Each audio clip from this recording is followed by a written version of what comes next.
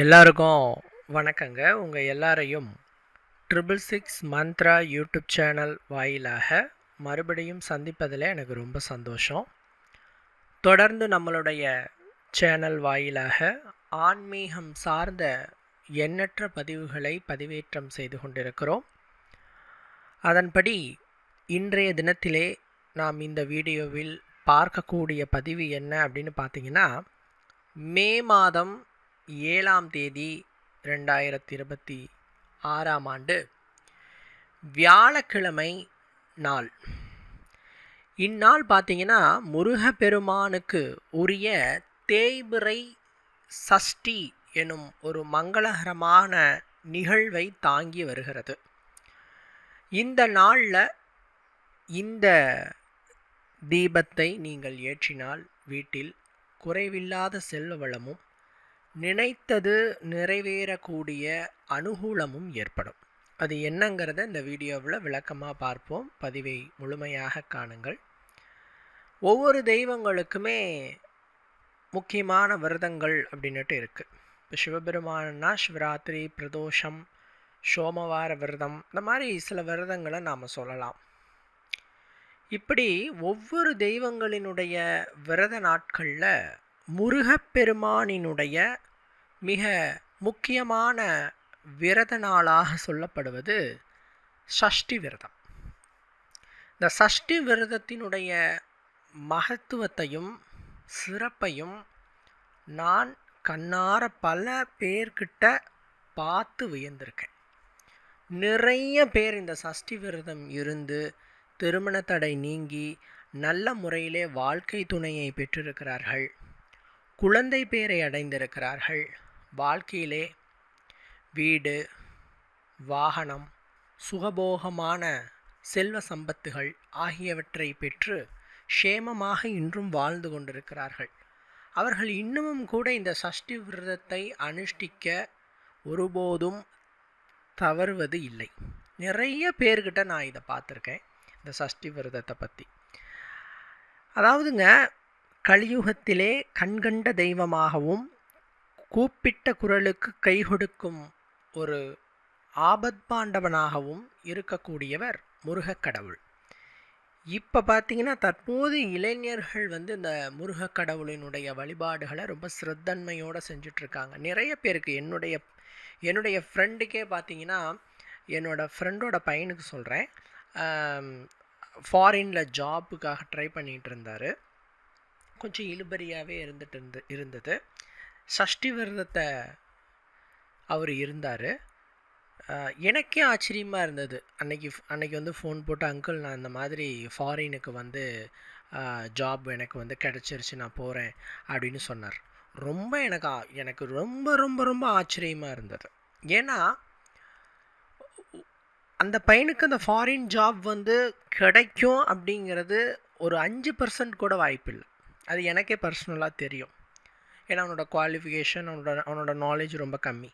But அந்த சஷ்டி விரதத்தை இருந்ததின் பலனாக அவனுடைய நாலேஜ் இம்ப்ரூவ்மெண்ட் ஆச்சு. அதுக்கான முயற்சிகள் அவன் செஞ்சான். அதன் மூலமாக இன்றைக்கி அவன் ஃபாரினில் இருக்கான், அப்ராடில் இருக்கான். இது மாதிரி நிறைய பேர்கிட்ட ஆச்சரியமூட்டும் மகிமைகளை இந்த சஷ்டி விரதம் ஏற்படுத்துகிறது. இது மறுக்க முடியாத உண்மை. எத்தனையோ நண்பர்கள் நான் பார்க்குறேன், 40 வயசு ஆயிடுச்சுங்க, இன்னும் எனக்கு திருமணம் கைகூடலைங்க அப்படின்னு சொல்கிறவாள் கூட நான் என்ன சொல்லுவேன் அப்படின்னா, கொஞ்சம் அந்த சஷ்டி விரதத்தை இருக்க பாருங்க அப்படின்னு சொல்லுவேன். ஒரு அதிகபட்சமாக ஒரு 6 மாத காலங்கள் சஷ்டி விரதத்தை அனுஷ்டித்தாலே அவங்களுக்கு நல்ல ஒரு வாழ்க்கை துணை அமையுது. ஜோதிடத்தில் எந்த தோஷம் இருந்தாலும் அத்தனையும் நீங்கி நல்ல ஒரு அருமையான வாழ்க்கை துணை அமைகிறது. அதனால் நடக்காததையும் நடத்தி காட்டும் மகிமையுடைய ஒரு விரதமாக இந்த சஷ்டி விரதம் இருக்கிறது. இந்த சஷ்டி விரதத்தை இருப்பவர்களுக்கு கட்டாயம் குழந்தை பேறு கிடைக்கும், திருமண தடை நீங்கி நல்ல வாழ்க்கை துணை கிடைக்கும், கடன் நீங்கும், எதிரி தொல்லை நீங்கும், நோயற்ற வாழ்வு அவர்களுக்கு கிடைக்கும். நீங்கள் ஓன் பிஸ்னஸ் பண்ணிகிட்டு இருந்தால் அல்லது வேலையில் இருந்தால் அதில் உங்களுக்கு வெற்றிகள் குவியும். ஓன் பிஸ்னஸாக இருந்தால் பிஸ்னஸ் இம்ப்ரூவ்மெண்ட் ஆகும்.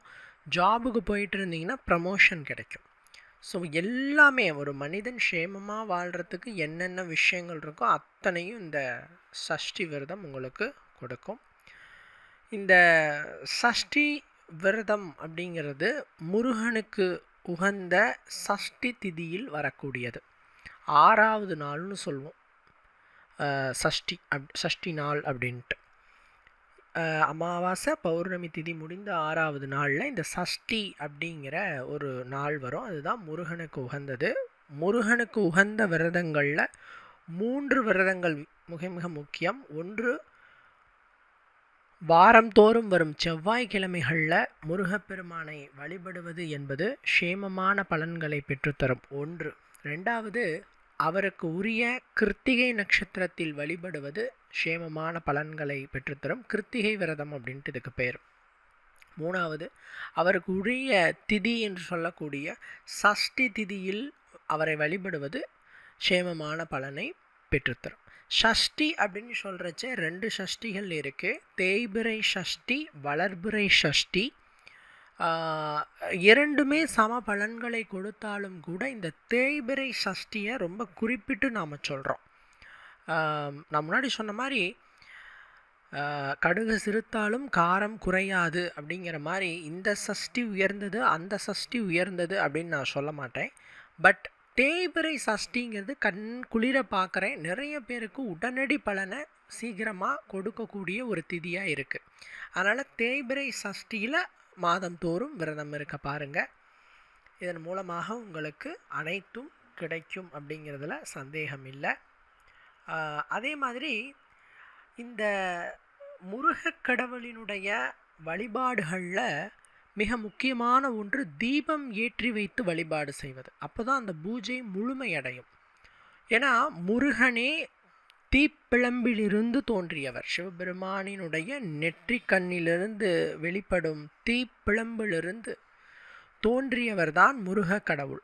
அவரை வழிபடுறச்ச அவசியம் நீங்கள் தீபம் ஏற்றி வைத்து வழிபாடு செய்யுங்கள். சரிங்களா? அதுவும் தேய்பிறை சஷ்டி நாளன்று முருகனுக்கு தீபம் ஏற்றி வைத்து பிரார்த்தனை வைத்தோம் அப்படின்னு சொன்னால் அவர்களுக்கு தோல்வி என்பதே வாழ்வில் கிடையாது அப்படின்னு சாஸ்திரம் சொல்லுது. எந்த நேரத்திலும் அவர்கள் அந்த வீழ்ச்சி அப்படிங்கிற ஒரு நிலையை அடையவே மாட்டார்கள் அப்படின்னு சாஸ்திரம் சொல்லுது. முருகனுக்கு தீபம் ஏற்றும் முறைகளில் 6 நெய் தீபம் ஏற்றி வழிபடுவது சிறப்பானது. ஏன்னா ஒவ்வொரு கடவுளையும் நவகிரகங்களையும் நாம் வழிபாடு பண்ணுறச்சு அந்த தெய்வங்களுக்குரிய அல்லது அந்த நவகிரகங்களுக்கு உரிய எண்ணிக்கையில் அகல் விளக்குகளை ஏற்றி வைத்து பிரார்த்தனை செய்வோம். அதில் இந்த முருகனை வழிபாடு செய்கிறச்சே 6 அகல் விளக்குகளில் நெய் தீபம் ஏற்றி வைத்து பிரார்த்திக்கிறதுங்கிறது, அதுவும் தேய்பிறை சஷ்டி நாளன்று பிரார்த்திக்கிறது அப்படிங்கிறது வாழ்க்கையில் எண்ணற்ற பலன்களை உங்களுக்கு கொடுக்கக்கூடியதாக இருக்கும். விருப்பங்களை உடனே, அதாவது இன்ஸ்டண்ட்டாக உங்களுடைய விருப்பங்களை நிறைவேற்றி கொடுக்கக்கூடியதாக அமையும். ஏன் சார் நீங்கள் நெய் தீபத்துக்கு ரொம்ப முக்கியத்துவம் கொடுத்து பேசுகிறீங்க அப்படின்னு கேட்டால், ஒரு நெய் தீபம் என்பது 100 நல்லெண்ணெய் தீபத்திற்கு சமம். இப்போ நீங்கள் 6 நெய் தீபத்தில் விளக்கேற்றி முருகனை பிரார்த்திச்சிங்கன்னா கிட்டத்தட்ட 600 நல்லெண்ணெய் தீபம் ஏற்றி முருகனை பிரார்த்தித்ததின் பலன் கிடைக்கும். அதனால் திரவியங்களில் மிக உன்னதமான திரவியமாக சொல்வது நெய். நான் எப்பயுமே சொல்கிறது, எந்த கோயிலில் போய் தீபம் போட்டாலும் முடிந்த அளவுக்கு நெய் தீபமாக ஏற்றுங்கள்.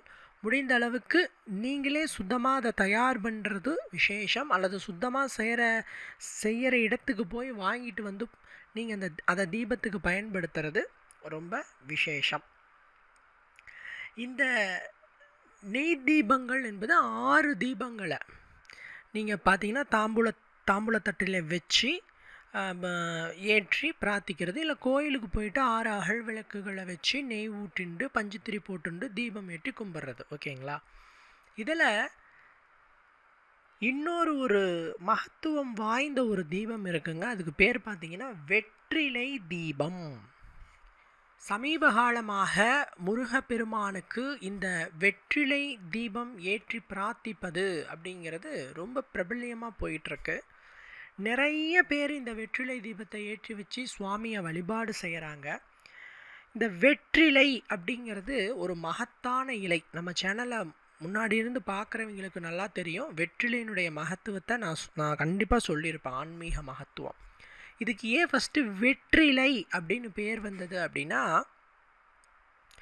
ஆஞ்சநேய பகவான் சீதா பிராட்டியை லங்காபுரியில் சந்திக்கும் பொழுது சீதா பிராட்டி அமர்ந்திருந்த மரத்தில் சூழ்ந்து கொண்டிருந்த அந்த வெற்றிலை கொடியை எடுத்து ஆஞ்சநேயரினுடைய கழுத்தில் போட்டு, ஆஞ்சநேயா, இந்த இலை நீ அடையும் வெற்றியின் சின்னமாக கருதப்படும்.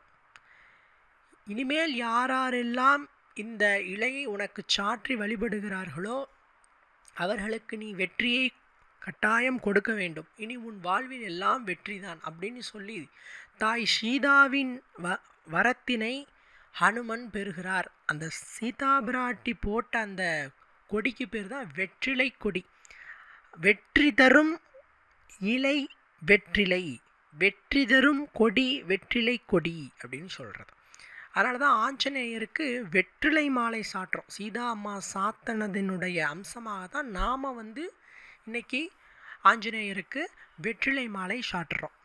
இந்த வெற்றிலை அப்படிங்கிறதுல பேர்லேயே பாருங்க, வெற்றி கொடுப்பது. நீங்கள் என்ன காரியத்துக்காக, தொழில், திருமணம், அதே மாதிரி வீடு வாங்கிறது, நிலம் வாங்கிறது, இந்த மாதிரி என்ன காரியத்துக்காக நீங்கள் இந்த வெற்றிலை தீபத்தை ஏற்றினாலும் அந்த காரியம் எந்த தடையும் இல்லாமல் நிறைவேறும் என்பது சத்தியமான உண்மை.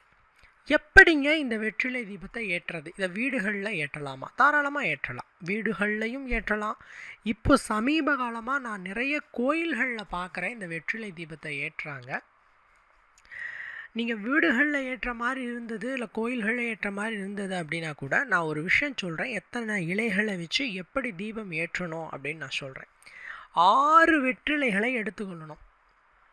6 நன்றாக எந்த விதமான குற்றமும் இல்லாத இலையாக எடுத்துக்கணும். அது என்னங்க சார் குற்றம் இல்லாத இலை அப்படின்னா? இலையில் ஓட்டை இருக்கிறது, புள்ளி இருக்கிறது, உளிஞ்சு இருக்கிறது, ஒடிஞ்சு இருக்கிறது, இந்த மாதிரி இருக்கக்கூடாது. நல்ல குற்றம் இல்லாத, நல்ல பார்ப்பதற்கு நல்ல முறையில் இருக்கிற வெற்றிலைகளை 6 எண்ணிக்கையில் நீங்கள் எடுத்துக்கணும். இந்த வெற்றிலைகளில் சந்தனம், குங்குமம் இதெல்லாம் வைக்கணும். வச்சுட்டு இந்த வெற்றிலையை பார்த்தீங்கன்னா விசிறி போல் சுற்றி வச்சுக்கணும். எப்படிங்க? விசிறி போல் வைத்து கொள்ள வேண்டும்.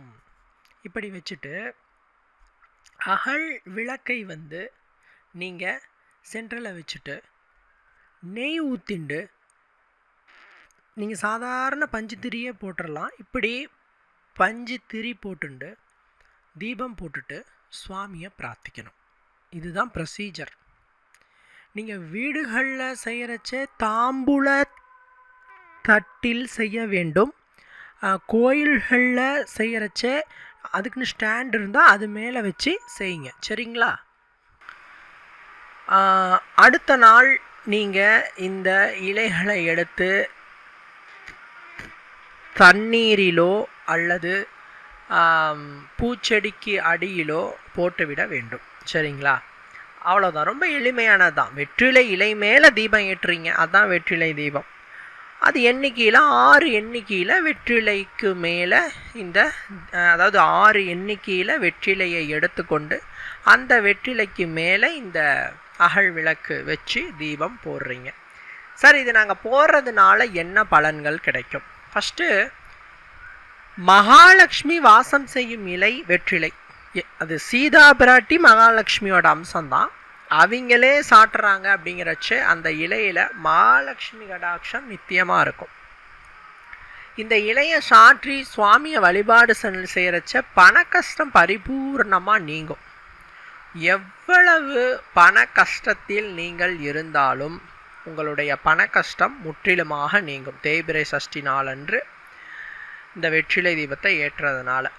குறிப்பாக செவ்வாய் தோஷம், நாகதோஷம் இருப்பவர்கள் அந்த தோஷத்திலிருந்து நீங்கி யோகம் அடைய வேண்டும் என்று நினைத்தால் இந்த வெற்றிலை தீபத்தை ஏற்றலாம். வாகனங்கள் வாங்குவதற்கும் அதே மாதிரி வீடு மனை ஆகியவைகள் வாங்குவதற்கும் இந்த வெற்றிலை தீபத்தை அவசியம் ஏற்றுங்கள். தடைப்பட்ட திருமணம் சுபகாரியம் எதுவாயினும் அது தடையில்லாமல் விரைந்து நடப்பதற்கு இந்த வெற்றிலை தீபத்தை அவசியம் ஏற்றி வழிபாடு செய்யுங்கள். பொதுவாக இந்த வெற்றிலை தீபத்தை தேய்பிறை சஷ்டி நாள் அன்று நீங்கள் நல்ல நேரம் பார்த்து, சாதாரணமாக கேலண்டரில் நல்ல நேரம் பார்த்தே கூட நீங்கள் கோயில்களில் ஏற்றலாம். வீடுகளில் ஏற்றச்சே பிரம்ம முகூர்த்தத்தில் ஒரு 3:30 to 5 ஏற்றிக்கலாம். இல்லை சூரியன் உதிப்பதற்குள்ளார ஏற்றிக்கலாம். மாலை ஒரு 6 மணிக்கு மேலே கூட இந்த வெற்றிலை தீபத்தை நீங்கள் வீடுகள் அல்லது கோயில்களில் ஏற்றலாம். சரிங்களா? இன்னொன்று, இந்த தேய்பிறை சஷ்டி நாளன்று உங்களுக்கான பலன்கள் மேலும் அதிகமாக அசுர வேகத்தில் அந்த பலன் கிடைப்பதற்கு தேய்பிறை சஷ்டி நாளன்று காலையிலும் மாலையிலும் கந்த சஷ்டி கவசத்தை பாராயணம் செய்ய வேண்டும். காலையிலும் மாலையிலும் கந்த சஷ்டி கவசத்தை தேய்பிறை சஷ்டி நாளன்று பாராயணம் செய்தால் சகல தோஷமும் நீங்கி என்ன மனதில் நினைக்கிறீர்களோ நினைத்தது ஈடேறும். இது சத்தியமான உண்மை. சரிங்களா? எப்படி கனகதாரா ஸ்தோத்திரம் அந்த நெல்லி தங்க மலையை பொழிய வைத்ததோ அதே போல இந்த கந்த சஷ்டி கவசம் தேய்பிறை திதியில் சஷ்டி திதியில் பாராயணம் செய்பவர்களுக்கு செல்வமழை பொழியும். செல்வம் மலை போல பொழியுமா. சரிங்களா? பொதுவாக இந்த தேய்பிறை சஷ்டி நாளன்று முருகனை பிரார்த்திச்சோம் அப்படின்னு சொன்னால் நவ கிரகங்களையும் பிரார்த்தித்ததின் பலன் கிடைக்கும். முருகனை பிரார்த்தித்தால் நவ கிரகங்களும் அருள் செய்யும். அதில் இந்த தேய்பிறை சஷ்டி மிக முக்கியமானது. இனி உங்களுக்கு நாகதோஷம் செவ்வாய் தோஷம் இல்லைங்க, எந்த தோஷமாக இருந்தாலும் அந்த தேய்பிறை சஷ்டியில் முருகனை மட்டும் நமஸ்காரம் பண்ணிட்டீங்கன்னா உங்களுக்கு நவகிரகங்களினுடைய அருள் பரிபூர்ணமாக கிடைக்கும். இதில் சில பேர் சொல்லுவாங்க, என்னால் கந்த சஷ்டி கவசத்தை பாராயணம் செய்ய முடியாதுங்க, நான் எதுக்கு ஏதாவது ஆல்டர்னேட்டிவ் ஆப்ஷன் இருக்கான்ட்டு முருகப்பெருமானினுடைய வலிமை பொருந்திய சடாட்சர மந்திரம் என்று சொல்லக்கூடியது ச ர வ ந ப வ என்று சொல்லக்கூடிய இந்த 6 எழுத்து மந்திரம், சரவணபவ மந்திரத்தை நீங்கள் இந்த தேய்பிறை சஷ்டி நாளன்று காலை ஒரு 108 முறையும் மாலை ஒரு 108 முறையும் ஓதினாலே கந்த சஷ்டி கவசம் படித்ததன் பலனை நீங்கள் பெறுவீர்கள். இதன் மூலமாக முருகப்பெருமானினுடைய அருள் உங்களுக்கு குறையாமல் கிடைக்கும். இந்த தேய்பிறை சஷ்டி நாள் மற்றும் வளர்பிறை சஷ்டி நாள் ஆகிய தினங்களில் நான் சில விஷயங்கள் சொல்கிறேன், இதை மறந்தும் கூட செய்யாதீங்க. ஃபஸ்ட்டு அன்று அசைவம் சாப்பிடாதீங்க. வீட்டில் அசைவம் எடுத்து நீங்கள் சாப்பிடல, இல்லை வீட்டில் இருக்கிறவங்க சாப்பிடுவாங்க அப்படின்னா கூட முடிஞ்ச அளவுக்கு இந்த சஷ்டியினுடைய மகத்துவத்தை சொல்லி அவர்களையும் சாப்பிடாமல் இருக்க வையுங்கள். சஷ்டி நாளன்று வீட்டில் அசைவம் சமைக்காதீர்கள், நீங்களும் வெளியும் சாப்பிடாதீங்க. 1. பொதுவாக சஷ்டி நாளன்று கடன் வாங்கக்கூடாது என்று சாஸ்திரம் சொல்லுது. கடன் வாங்குவதற்கு சஷ்டி நாள் ஏற்புடைய நாள் அல்ல. ஏன்னா சஷ்டி நாளில் கடன் வாங்கினால் அந்த கடனை அடைக்க முடியாத சூழ்நிலை ஏற்படும் என்று சாஸ்திரம் சொல்லுகிறது. அதனால் முடிந்த அளவுக்கு சஷ்டி நாளன்று கடன் வாங்காதீர்கள். இரவலும் வாங்கக்கூடாது. சார் நான் கடன் தான் வாங்கலை, இலவசமாக வாங்குறேனா அப்படின்னு கேட்டால் இலவசமாகவும் எந்த பொருளையும் தானமாகவும் வாங்கக்கூடாது இந்த சஷ்டி நாளன்று. அதே மாதிரி சில பேர் அடமானம் வைக்கலாமா அப்படின்னு கேட்குறாங்க. பொதுவாக இந்த சஷ்டி வியாழக்கிழமையில் வருது. வியாழனினுடைய அதிதேவதை, அதாவது அந்த நாளினுடைய தேவதை குரு பகவான். குருவினுடைய காரகம் பார்த்தீங்கன்னா தங்க உலோகம். ஸோ நீங்கள் தங்கத்தை எடுத்துகிட்டு போயிட்டு அடமானம் வைக்கிறதுங்கிறது அன்றைய நாளில், இந்த தாட்டி வியாழக்கிழமை வர சஷ்டி, பொதுவாக எந்த நாளில் சஷ்டி வந்தாலும் கூட குரு பகவானுக்கு உரிய அந்த தங்க நகைகளை எடுத்துகிட்டு போயிட்டு அடமானம் வைக்கிறது அப்படிங்கிறது அதுவும் ஒரு ஏற்புடையதாக பார்க்கப்படுவதில்லை. அப்படி நாம் வைக்கிறோம் அப்படின்னு சொன்னோம்னா அந்த கடனை கட்ட முடியாத சூழ்நிலை ஏற்படும். திருப்பி அந்த நகையை மீட்க முடியாத சூழ்நிலையும் ஏற்படும். சரிங்களா? அதனால் முடிந்த அளவுக்கு இதையெல்லாம் தவிர்த்து நீங்கள் அந்த தேய்பிறை சஷ்டியை முருக பக்தியோடு அனுஷ்டியுங்கள். பலன்கள் ஏராளம். ஒன்றே ஒன்று மட்டும் சொல்லிக்கிறேன், வேலுண்டு வினை இல்லை, மயிலுண்டு பயம் இல்லை அப்படின்னு சொல்கிற மாதிரி முருகனை நம்பினோர் எப்போதும் கெட்டு போக மாட்டார்கள். நம்பிக்கையோடு இந்த தேய்பிறை சஷ்டி விரதத்தை அனுஷ்டிங்க. பலன்கள் கைமேலே கிடைக்கும். கண்டிப்பாக இந்த வீடியோ உங்களுக்கு பயன் தரக்கூடிய வகையில் இருந்திருக்குன்னு நான் நம்புகிறேன். மற்றும் ஒரு பதில் சந்திக்கலாம். நன்றி, வணக்கம்.